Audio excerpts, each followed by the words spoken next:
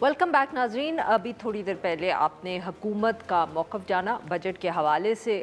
دے sound very confident. ان کو لگتا ہے کہ انہوں نے بہت ریلیف بھی دیا ہے مختلف طبقوں کو, چاہے وہ سیلریڈ کلاس ہو, چاہے وہ انڈسٹریل کلاس ہو, اور ان کو یہ بھی کانفیڈنس ہے کہ آنے والے دنوں میں نہ ان کو منی بجٹ کی ضرورت ہوگی, اور آئی ایم ایف کے جتنے اہداف ہیں خاص طور پہ ریونیو کلیکشن کے حوالے سے وہ بھی وہ پورے کر لیں گے. اب ہم جانیں گے اپوزیشن کا موقف, جو obviously اسی بجٹ کو ایک تنقیدی نگاہ سے دیکھیں گے تاکہ ہمیں یہ پتہ چل سکے کہ کیا حکومت کا جو کانفیڈنس ہے از it misplaced, or are they actually right to be this confident. اور اس کے لیے ہمارے ساتھ موجود ہیں مفتاح اسماعیل صاحب, سابق وزیر خزانہ Pakistan, secretary general Awam Pakistan party. Welcome to the show سر.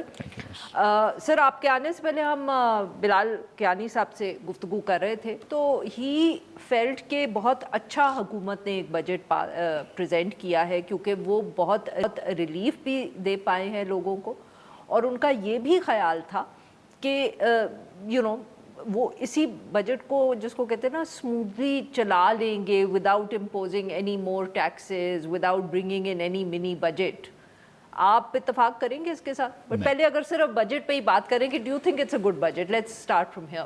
یہ دیکھیں, میں یہ کہہ چکا ہوں کہ جو حالات, اگر یہ ملک اچھا چل رہا ہوتا, معیشت اچھی چل رہی ہوتی اور آپ کو صرف تھوڑا بہت ٹینکرنگ کرنی ہوتی تو ٹینکرنگ کے لیے کچھ بھی نہیں ہے, ٹھیک ہے, سو دیر از اے فیئر بجٹ. لیکن جو ملک 20 سال سے ایک معاشی پستگی کی طرف ہو, تنزلی کی طرف ہو, جس کے اندر آپ مہنگائی ایک مسئلہ ہو, جس میں 30% جو ہے غربت ہو گئی ہو جو 10 سال کی ہائیسٹ ہو, جس میں 20 سال کی ان امپلائمنٹ ہائیسٹ ہو, جس میں برآمدات کم ہو رہی ہوں, جس میں انکمز کم ہو رہی ہوں, لوگوں میں غربت پھیل رہی ہو, غریب ہو رہے ہوں ایوریج پہ پاکستانی, اس کے لیے کمپلیٹلی ان اپروپریٹ بجٹ ہے. اور جہاں پہ انہوں نے ریلیف کی بات کی ہے تو یہ ریلیف کی بات کرتے ہیں, دوسری جانب جہاں پہ انہوں نے نئے ٹیکس لگائے ہیں اس کی بات نہیں کرتے, تو یہ ادھوری بات ہے.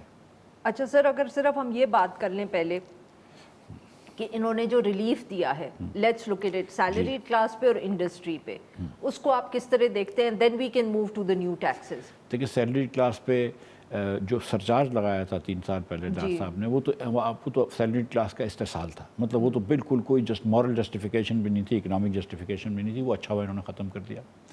اس کے ساتھ ساتھ انہوں نے کچھ بریکٹس میں کمی کی ہے. مثال کے طور پر اگر کسی کی 2.5 لاکھ روپے تنخواہ ہے تو اس کا ہائیسٹ بریکٹ جو تھا وہ 23% تھا, اس کو کم کر کے انہوں نے 20% کر دیا.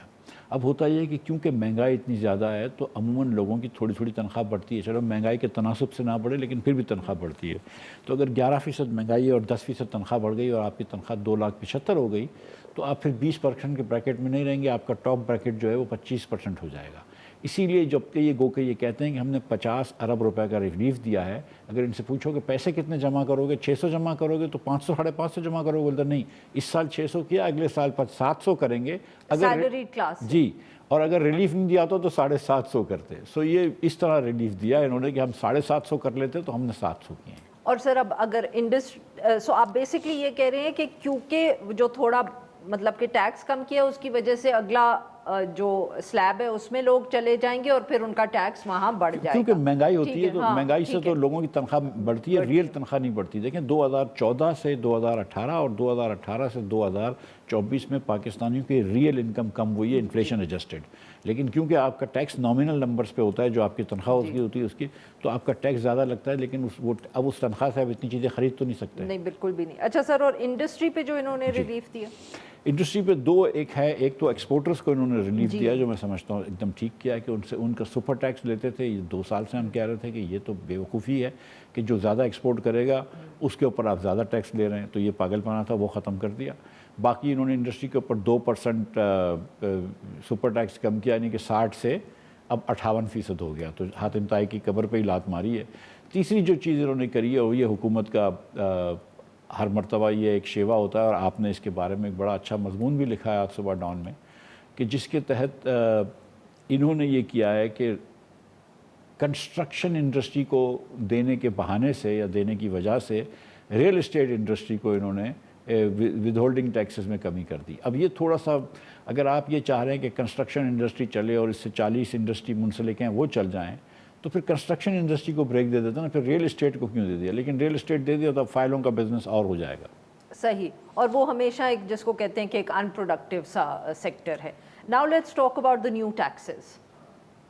جی, تو اس سال حکومت جو ہے وہ 12,983 ارب روپے جمع کرے گی, اور اس 12,983 ارب میں حکومت کا یہ خیال ہے کہ 8% اگلے سال مہنگائی ہوگی اور 4% گروتھ ہوگی, تو 12% تو بولتے ہیں ہم کو ویسے ہی بڑھ جانا چاہیے.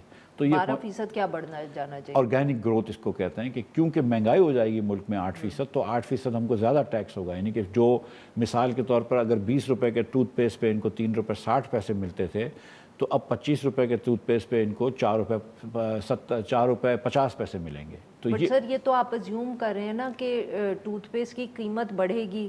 بہت سے لوگ یہ بھی, ایک سیکنڈ, بہت سے لوگ سر یہ بھی تو کرتے ہیں کہ وہ ٹوتھ پیسٹ کی ٹیوب کو چھوٹا کر دیتے ہیں اور قیمت وہیں رکھتے ہیں, تو پھر ٹیکس کیسے بڑھے گا؟ نہیں, مگر وہ آرگینکلی ہم گنتے ہیں, کیونکہ وہ ٹوتھ پیسٹ اگر کم ڈالیں گے تو شاید زیادہ خرید لیں گے, اور کچھ چیزوں کی قیمت بڑھ جاتی ہے, تیل وغیرہ کی, اور عموماً حکومت کے تخمینے سے زیادہ ہی مہنگائی ہوتی ہے. ٹھیک ہے. اچھا, پھر 4% یہ گروتھ سمجھتے ہیں کہ گروتھ ہو رہی ہے, تو اب جو عارفہ نور صاحبہ اگر پہلے 12 ٹوتھ پیسٹ خریدتی تھی مہینے کے, تو اب 4% اور خریدیں گی, مطلب تو تم یہ 12.5 ٹوتھ پیسٹ خریدیں گی. تو یہ تو 12% کی ان کی گروتھ ہے. ہم یہ مان لیتے ہیں کہ بھائی آپ جو ہے وہ جو آپ 13,000 لے رہے تھے وہ آپ خود آٹومیٹکلی 14,500 ہو جائے گا. ٹھیک ہے, لیکن 14,500 سے 15,000 کا سفر ہے, جو 750 ارب روپے تو آپ لیں گے نا نئے ٹیکس. ٹھیک ہے.